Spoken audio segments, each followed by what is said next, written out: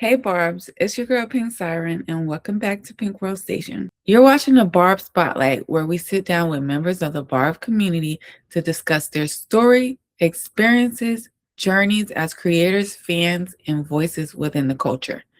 Today's guest is someone many of you may know from TikTok through her commentary, reactions, and discussions about Nicki Minaj and pop culture. She has built a highly engaged audience and become one of the most recognizable Barb creators on the internet. Joining us today is none other than Chanel One. Thank you, Chanel, for joining us. Thank you. Thank you for having this platform. Yes. Before we get into Nicki, the Barbs, and everything else, let's start at the beginning. For the Barbs who may not know your story, who is Chanel and how did you become a Barb? Everybody, my name is Chanel. I'm 37 years old. I am a wife and a mom, and I love music. I have a bachelor's degree in business, entertainment, and media. And from the start, since a little girl, I just love music. I used to go to sleep to music, have my little boom box, and I've always been into just standing for something and not falling for anything. So I'm happy to be here, and I'm happy to share my Barb experience with you guys today. I seen you had a throwback picture of Nicki Minaj from 2008. Can you tell us how that came about? It was from 2009. When I put it on X, after an hour, you can't edit. And so when I posted it, I got off. And that year was 2009. It was a party that Nicki Minaj was at in Atlanta, in the area that I'm in, that used to go to this club called Studio 72. It was owned by Jermaine Dupri at the time. And it was like star studded. Like I was like 19 at the time. I wasn't even 21 yet. And they would have these parties. And this particular event, Nicki Minaj came with Trina. It was a birthday bash for both of them because their birthdays are, I believe, in the same week or a couple of days apart. So it was mainly based off Trina, but she brought Nicki as a guest. And long story short, Nicki stole the show. Like, to give people more of an insight, being from the Atlanta Stone Mountain area at that time, a lot of people was emerging. There was a lot of talent, and the club scene here was lit. Nicki Minaj coming that night, I actually heard from a friend of mine who was a promoter that went to high school with me for that club. He invited me and my friend Zach. And Zach already loved Nicki Minaj. And I also already loved Nicki Minaj from the come up days. But we went that night, and to say the least, Nicki like had people screaming for her. Like it was a vibe, and I was in the crowd, so like she was coming up like shaking people's hands and stuff like that. I didn't get to shake her hand, but I got a picture of her, and I actually have two more pictures like that, but I shared that one, and it was in my phone, and I kept it for years and sent it over to another device because that phone is now done for. But yes, like it was a good throwback moment to show people that Nicki set trend. She had on the corset. And in that era, no rap girls was rocking that. And then like I've seen a lot of girls rocking that corset. So I posted that recently on X, and it went slick viral in its way because people was like excited to see Nicki, like a throwback image of her. Mm. So before that, what was the first song or era that made you a Nicki fan? That made me a Nicki fan, I would say, was the Pink Print era. Actually, I would say the Beam Me Up Scotty era, because when I seen her perform Itty Bitty Piggy in the club, and I seen like the hood girls, and then I seen like the bougie girls coming together in a crowd and like saying word for word, I was like, this lady is a superstar. And no shade to Trina, but like people was more excited to see Nicki, and then that song came on and the club went crazy. So that is a memorable experience of my life that I'll always remember, in which I deem myself an OG Barb because of that. As you should. What inspired you as a Barb to start posting content?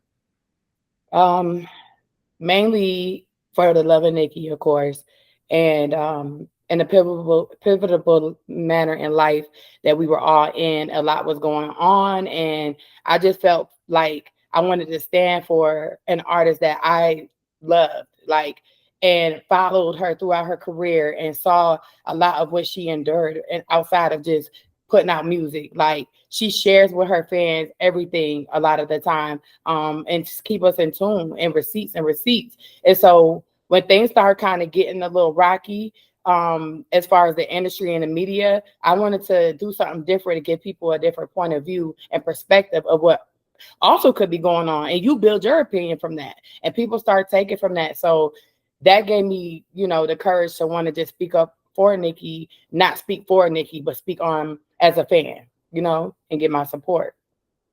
What was your first viral video? My first viral video period was a video I did actually, of, it wasn't really Nicki, but I'll tell you the biggest very viral video from Nicki. The first one that made me go viral as a content creator was a video of Shannon Sharpe and Monique. Monique basically was telling him in an interview on his show, it was a big thing going on with Shannon Sharpe at the time, and she was basically checking him for, being a man and being around the people your age, maybe you wouldn't be in these mess, like clocking him. And I was basically in the screen, kind of like, with them in the green screen. And that video took off. It went, I guess people was getting reintroduced to that around the controversy of what was going on. And to make a long story short, it went up to about 1.7 million views plus. And I was like, oh my God, like, and then Nicki, I already was talking about Nicki, but like the biggest viral video for Nicki was when she was doing the Bees in the Trap challenge. And I made a video talking about it and just like giving highlights to what it was and all that. And that video was at 900,000. So that is my first viral Nicki video. And that was my first content video. Did you ever imagine you'd grow such a large audience? Yes. And I'm going to tell you why. Because I always felt like, speaking on things that other people are afraid to speak on is going to gain attention. And there's people that read the headlines every day that don't know what another side to things. So when you actually can speak up for people who may think these things but are afraid to say it, people pay attention. And that's exactly what happened. What was going through your mind when you were on Spaces and Nicki invited you up to speak? Chanel. Hey, Chanel. Yeah, girl, you talking about some Shanika? I'm like, who? Chanel, do you want to say anything to the community tonight? I'm gonna say I love all of you guys. We go hard.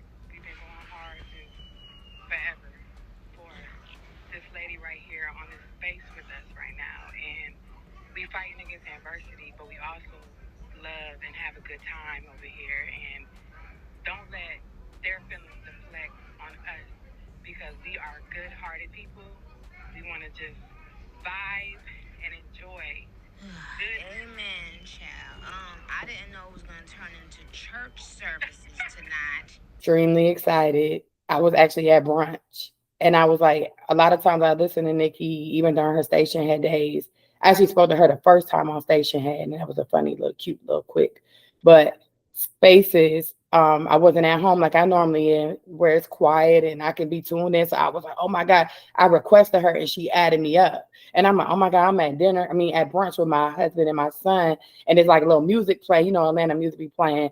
And so I had went outside and the wind was blowing, but I'm like, I gotta talk to Nicki. And it was just like a blessing, because not only did she say that she saw my videos and she loved it, she actually said that she prays for all of us that does this type of content. And to just be able to hear her support what we doing, and me get to ask her on behalf of anybody that speaks on her behalf or publicly does things on her behalf, does she like it? How does she feel about it? And her actually say she loves it and that she prays for us every day definitely made me feel better about what I'm doing. So I was extremely excited. What has speaking with Nicki Minaj taught you? It taught me to be confident and against all odds, go with your heart. If you feel something and you want to share it with the world, do it. And just, that's the biggest thing I take from her. Like, stay educated, stand for something, and be proud. And no matter what anybody says, if you love it, then you do it. I felt that. Let's see. Hold on. What do you think people misunderstand most about the Barbs? Um, hmm, Quite a few things, to say the least. I think people are now getting introduced to who Barbs really are. And I feel like a lot of people are shocked to see that we are not all just crazy and just listen to anything and everything. Like people gotta understand, Barb's have a relationship with Nicki. It's spiritual. Nicki talks to us. She includes us. So we're not just making shit up when, excuse my language, when we bring things to the surface, and then they end up becoming true a lot of the times. And because we have that relationship with Nicki and we could talk to her and vice versa, even when she's not releasing music or doing concerts, people gotta understand it's a strong connection there. And we're not crazy. Every barb is different. Every barb brings something to the table. And we love what we do genuinely. And that nobody pays us to do that. We just love it. We love Nicki. We love her artistry. And that's just that. So and we also are smart because Nicki told us to stay in school, which is why I went back to school at 36 years old. And that's one period. I Mhm. feel you on that because there's so many people that always stole this misconception about Barbs that we're just like deranged and just, but I also see other fan bases do the same thing. So, I just feel like it's always a quick, oh, let's label Barb's deranged because it's like gaslighting. Yeah, yeah, Gaslighter never wants you to feel like you're sane. yeah, So, yeah, we always gonna swing for Nicki, especially when people always coming for her. yeah, But I feel you on that. Like you just gotta look at it for what it is and understand the power that we actually have. yeah. And then just be like, they're always gonna gaslight us and make us the bad guy. That's the whole point of Nicki's bad guy era. Like Mm-hmm. bad guy. Why not? Exactly. What makes the Barb community different from other fan bases? Kind of going off of what I just said, like just that connection that Nicki checks in on us. She treats us like a family. The smart bars that know, we respect Nicki as a human, and that's that first. And when she comes to us and talks to us and shares her world with us, we appreciate that because every artist doesn't do that. And I just feel like we come together. We know how to string. We know how to not always get along, but still fight for the message and what's right. Everybody's different. Even Nicki said that she know everybody not gonna get along. There's different personalities in this, but the bars that are a lot on the front line because Nicki has millions of fans, some that are not on the internet. But the ones that are in the field and be on it on the internet and stuff like that, we strong. Like I feel like it's almost like a militia, and a lot of barbs say that too. Like It's a real militia. Like this is yeah, really an army. And like you said, it's so tactical, and you got different people from around the country, from around the world. So it's much deeper than just like, oh, this is just a little fan base on the internet. No, we stepping for Nicki every time. Like, and that's what people just gonna have to deal with. So it is what it is. it's a big difference. What exactly between you? Yeah. What's something about Nicki that fans don't get to see enough? Her vulnerability.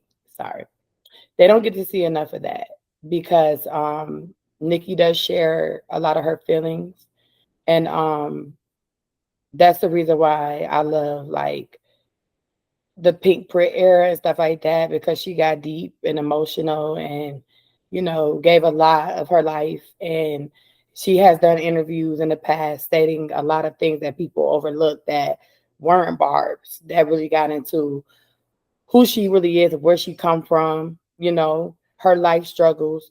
She's always been vulnerable. She's always loved God. I think a lot of people don't understand that Nicki has always loved God. This is nothing new. It's many of Barb's that turned to God because of Nicki.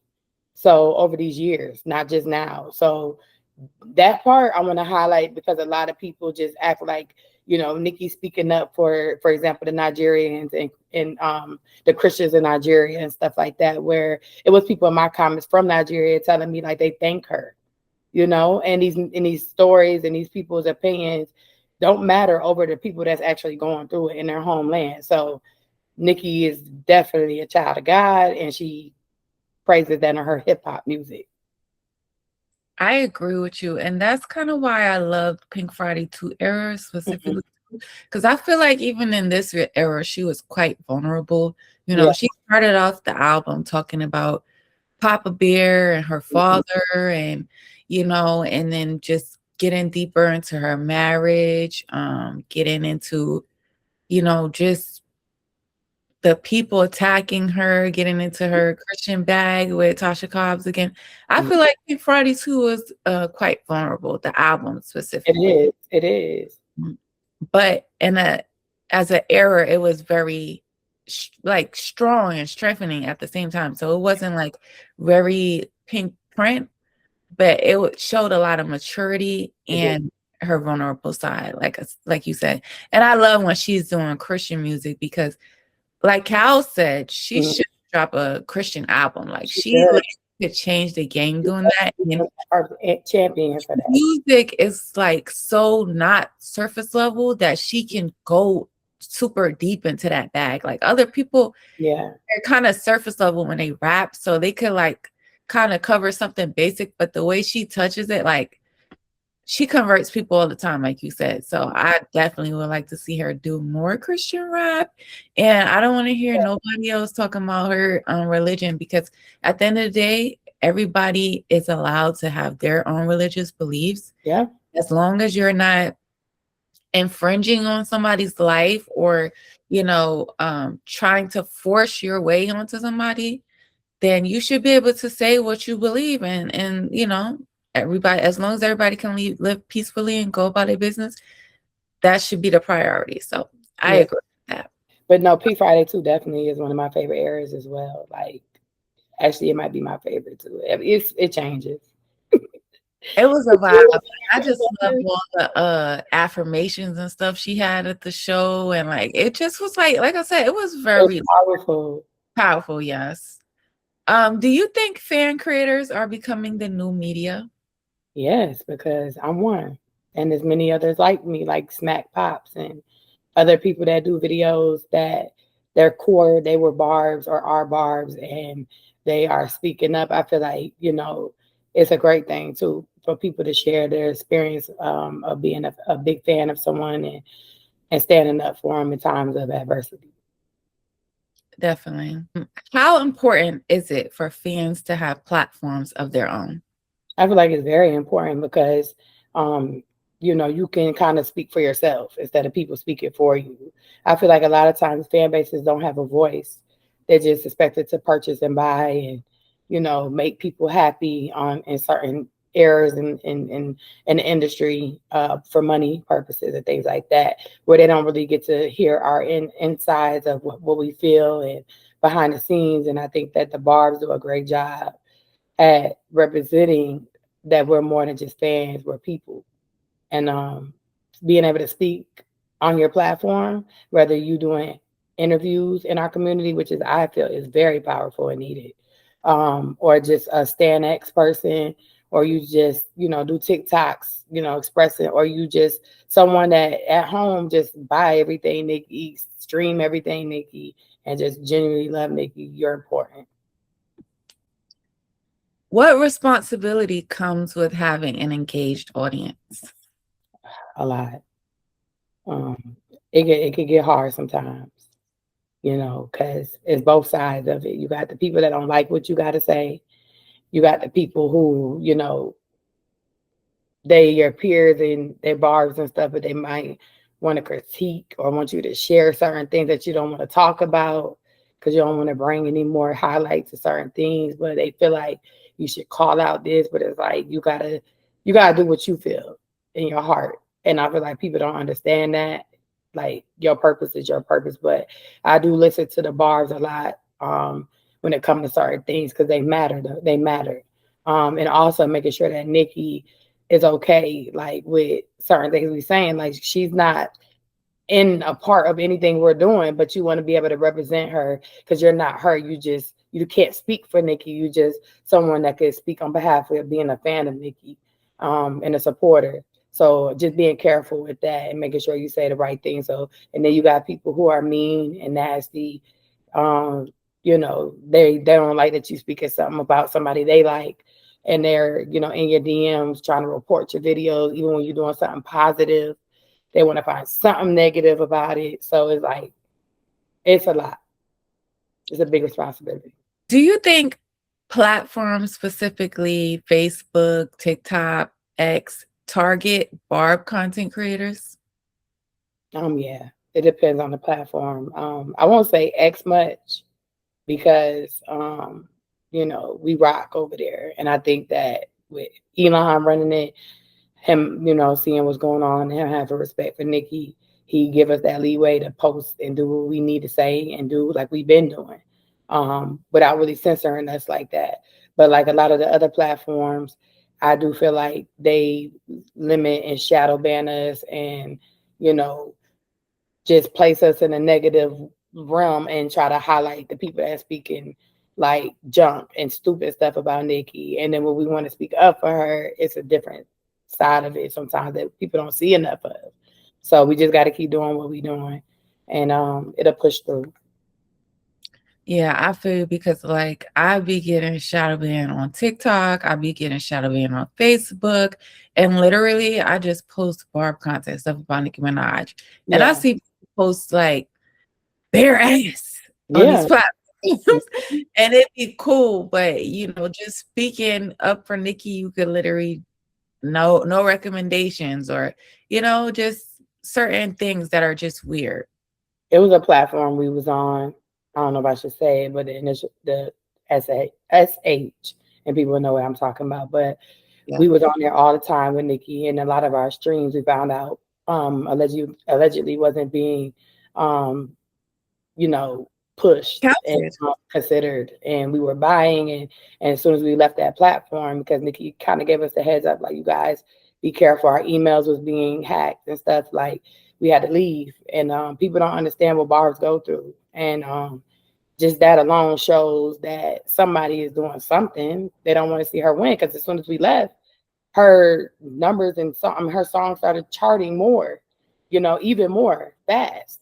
So it was And the like streams weird. are streaming now, like, Yeah, literally, we used to be up there every day, and now that we're not on there, it's yeah, like yeah. night and day. Have you ever felt pressure to stay silent about something you wanted to discuss? No, because I feel like I choose carefully. And a lot of what I want to talk about, I feel like I should be able to. So I don't really feel pressure to be silent or that I shouldn't say certain things because I know how to do it the right way. Mhm. Recently, your name became part of a much larger public conversation involving Desiree Perez and her daughter, Demaray Hadley's situation. What was your reaction when you first saw your name being discussed? What the fuck is this? Like, what is this? Like, why? And it's my Stan X account. And I don't even really talk about their case like that. I just say justice for her, Marie, because after reading dockets and different things, I just had my opinion and my perspective of that situation. And, I just feel like it's silly to have a fan in your case because somebody in that case follows them. Like, it's okay that they follow me. They like Nicki too. So, they like what I do. They have the right to do that. It's a free world. They won't find anything though. So it's just like whatever. I feel like it was a tactic to kind of maybe scare certain people to not speak on certain things or whatever. But I don't really talk about that case anyway like that. Um, I still feel like justice for her daughter. And that's I'm gonna stand on that. And justice for anybody else. And I believe Nicki. So you can't change that because I feel that way. And that's that. Did you ever imagine that creating content about Nicki Minaj and pop culture could lead to this level of attention? I knew it was a possibility because people don't like what you have to say. when it's something that ain't good about them.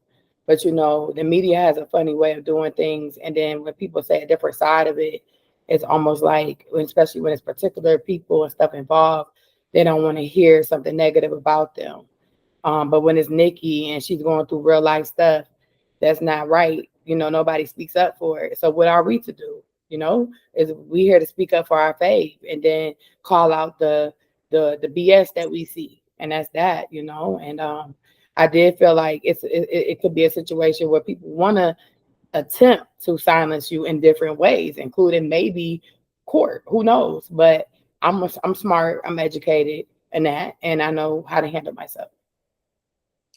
What does this situation say about independent creators and commentary platforms? It says to me that they don't like it, but you know, we should be free to express ourselves as long as we do it in the right way. And doing me, I'm a big research person.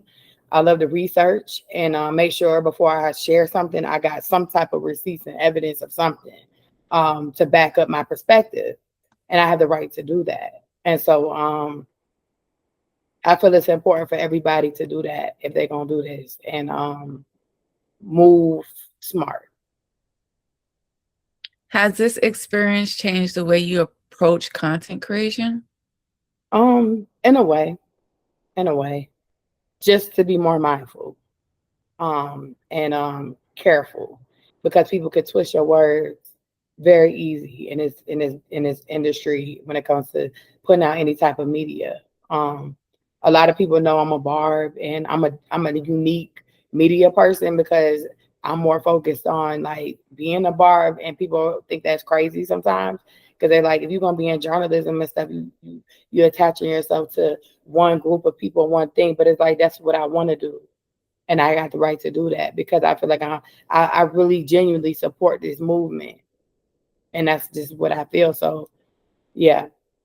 And I feel you on that. Like, it is a struggle sometimes because you have outside people, you have your family, just different people looking at you like, oh, you're Barb, you're just supporting Nicki only content. It's like, dang, why I can't do what I enjoy with my life? Yeah. You know, and everybody always wants to infringe on what you want to do with your career, what you want to do over here. Like, listen, we have fun. My niche, we're having fun. Mm-hmm. We're enjoying ourselves over here. Let us just have fun and peace. Yes. Goodbye.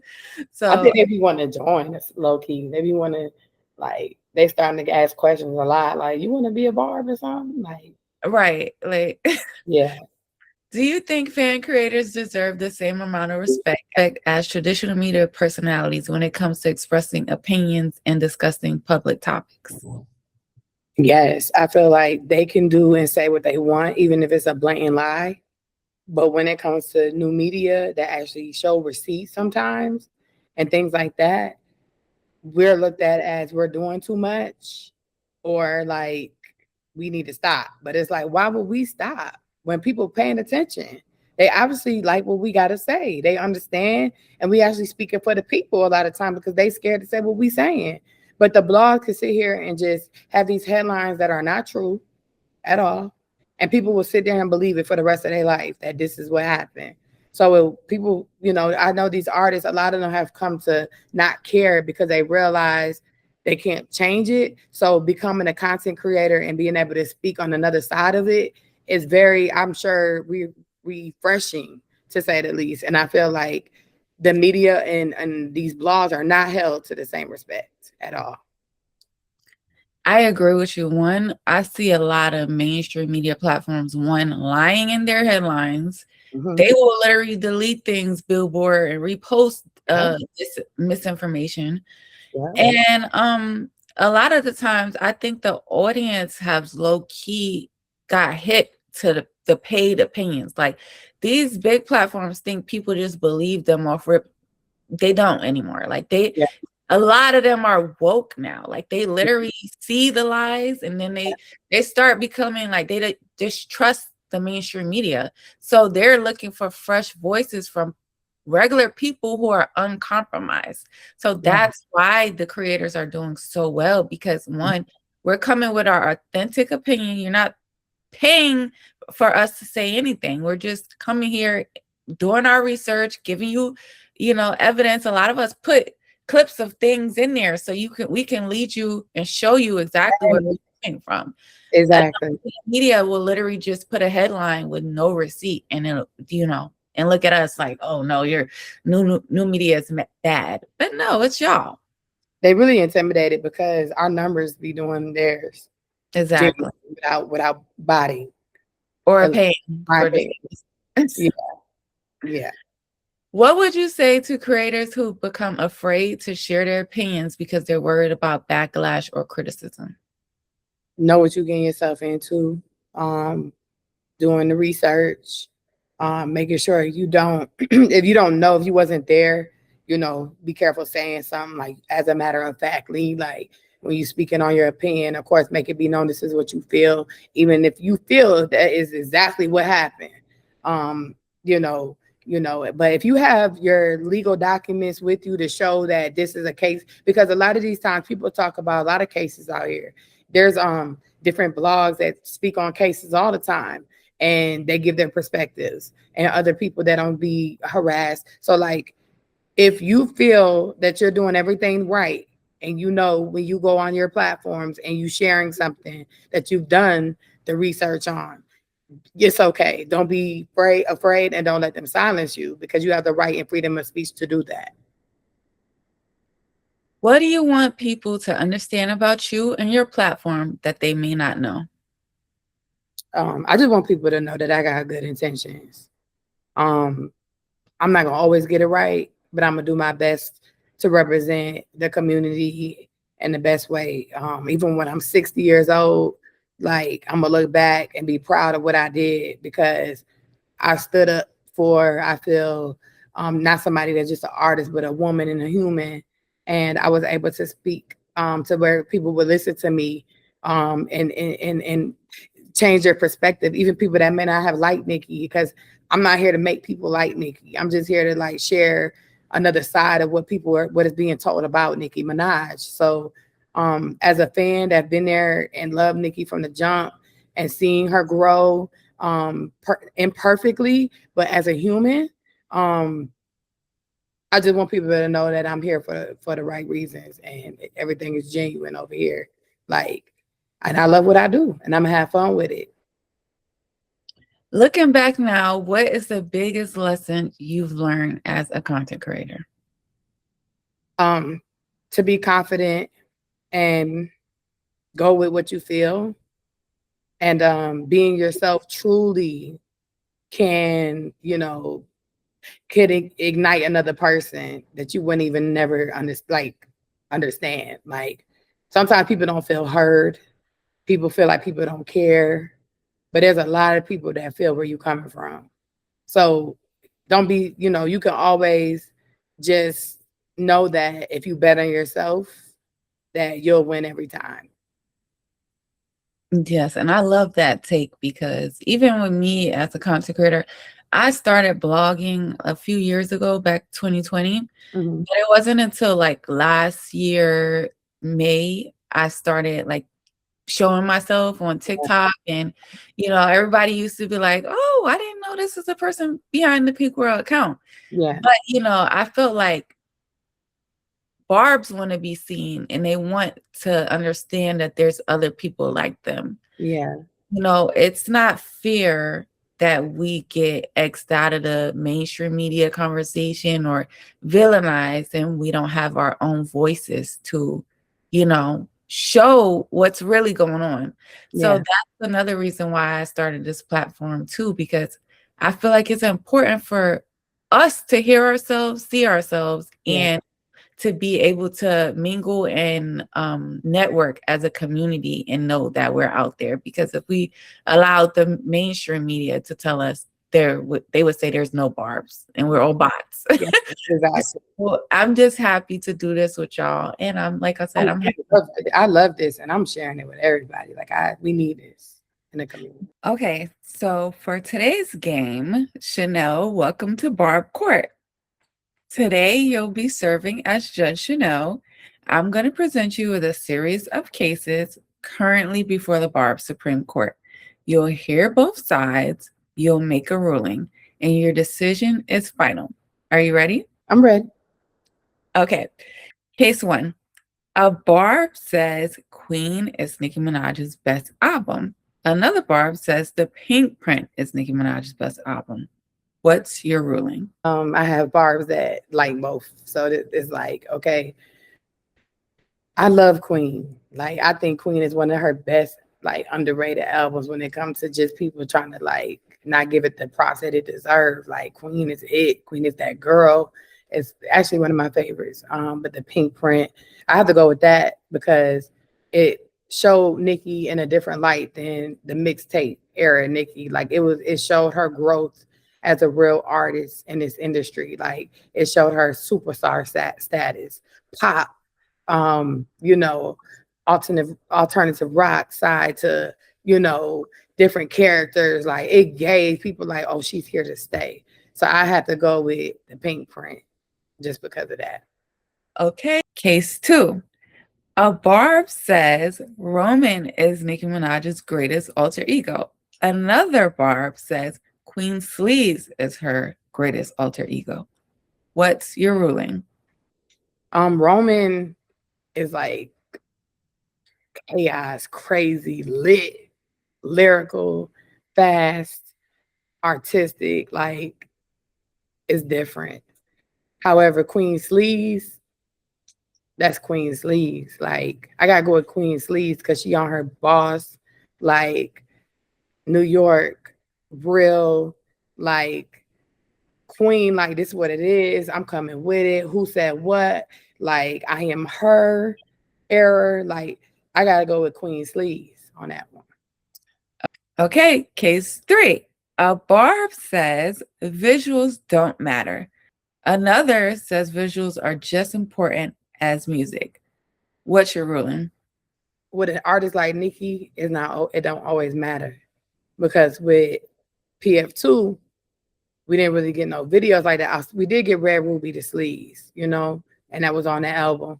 But I feel like if the music is good enough, of course I want visuals. Visuals eat, but she doesn't need visuals. It could be just as strong and impactful without it. So I roll with the no because she doesn't need it. It's not like she need that. It's some artists that need it. I feel you on that because a lot of artists absolutely need the visuals. Yeah. But we be streaming down with no visuals. Yes. Okay, case four, the feature case. One Barb wants a Nicki solo rollout. Another wants a surprise collab with someone completely unexpected. Judge Chanel, what's your ruling? Solo every day, all day. I'll be good with it. Period. She don't need no other artist to do a track with her. I add that if she did a song with somebody, I can't even think of who I would want to hear her with because I feel like in the industry, it's a lot of people that really don't deserve a feature with Nicki that gotten them. So I would be cool with an all solo Nicki. I want to hear everything she got to say. One Barb says they want Onika Black Inches Nicki, and another Barb says they want the Harajuku Barbie back. What is your ruling, Judge Chanel? Well, Onika, which is the perfume right here, black hair, is always tea for me. Like, I would love that because she set the trend with people feeling comfortable wearing them long inches that they wear today. And it's not to say, oh, because you have people like Cher that wore long black hair, but Nicki in the hip hop community made it hot and made people like, feel comfortable wearing that long ass hair. That's not easy to wear. Like, so if she come back with that, oh, I'm definitely here for it. Clock that to you. That's a period. Yeah, I love some black inches Nicki. And just the Pink Print era Nicki was just like elite. Like, she was really that girl. Like, she had Kim Kardashian trying to recreate. Yeah. But what's Nicki's most underrated song? I'm gonna say outside of the community, Shoot. People need to tap into more of like songs like Fractions, things like that, because Nicki be telling people in her music exactly where she coming from and be real early, but still on time. Because just because you early don't mean you it's something wrong with that. You just ahead of the game. And if people listen to you, then it would help a lot of other issues they might have in their own careers. But that Fractions is a song that people heard all of that, they'd be like, oh yeah, this lady is like been saying her piece and what's going on in the industry and her life and her career and calling shit out. Yeah, she been clocking all the tea. Like Fraction, I love that Fractions crocodile teeth era. Like Mm-hmm. it was in a little bag like that. I need her to go back to that era, low key. That was it was a vibe. Yeah.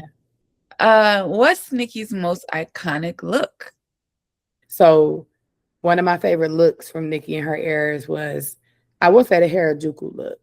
I feel like a lot of people started like dressing up, having fun all around the world. I've seen people in Africa dressing like Harajuku Barbies. It was just dope to see that. And I ain't never seen that before in hip hop, where people actually took that look and around the world resonated with it. But I'm going to add this in. Nicki slayed the VMAs. That's one of my favorite iconic looks from when she hosted and she had the buns with the hair down and she was sleek, her red sexy one piece with and then she wore the brown, like she looked like a boss, classy, sexy female rapper. She was covered and still giving sexy. And just the hair was just everything. Like Nicki ate that iconic look. So both of those, but yeah.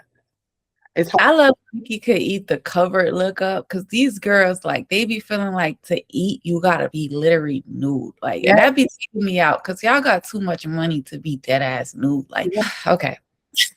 Anyways, if Nicki Minaj watched this interview right now, what would you want to tell her? That I appreciate her and what she gave to the game, making hip hop fun, being brave, being like the only female rapper for so many years, to be in her lane and being around all these males and being able to deal with that, being strong, being secure, not giving in to any pressures of the industry, being imperfect and sharing her life, and also being mysterious, not giving everything, to keep herself, complete and as a human. I would tell her I hope she's proud of what I'm doing when she do see me, and know that I genuinely really love her and this is forever. So I hope that she enjoyed, if she do see this, my answers, because they were real. And thank you. Where can the Barbs find and support your content? So they can find me on TikTok. That's where I post most of my content, my videos, at always_Chanel1. And Chanel is spelled SHANELL and the number 1. So always_Chanel1. And they can find me on X at always_Chanel. And then Instagram always_Chanel. Okay, perfect. But who should Pink World Station interview next? So I feel like you have to interview, if she's open to it, Maya Minaj. Okay. Maya is a big Barb that Nicki also very much loves. She has her own story. And I feel like she definitely is a big part of this community, top Barb, and definitely would be a good recommendation. And then any Barbs like that, I want to add this, Mr. Nicki. I like what he's doing right now. He's on X, Mr._Nicki. He's doing a lot of content about Nicki that shows a lot of positive in her community. But those two people would be good recommendations. And his is at Mr. Nicki. Maya's is at Maya Minaj. Okay, well, I'm going to tune in with at Maya Minaj and at Mr. Nicki on Twitter. Yes. So, all right. Well, Chanel, thank you so much for joining me today. I really enjoyed this conversation and hearing your perspective as a member of the Barb's community. I appreciate you taking time to share your story, your experience, and your love for Nicki Minaj with us. And thank you to everyone watching the Barbz Spotlight. If you enjoyed this episode, be sure to like, comment, and subscribe. Let us know who you'd like to see featured on a future episode. And until next time, this has been the Barbz Spotlight on Pink World Station. Bye, Barbs.